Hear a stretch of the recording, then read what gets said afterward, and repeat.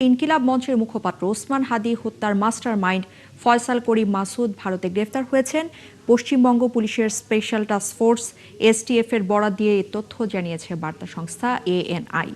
একই সঙ্গে ফয়সালের সহযোগী আলমগীরকেও গ্রেফতারের কথা জানিয়েছে এসটিএফ। পশ্চিমবঙ্গ পুলিশের স্পেশাল টাস্ক ফোর্স রোববার তাদের গ্রেফতার করে।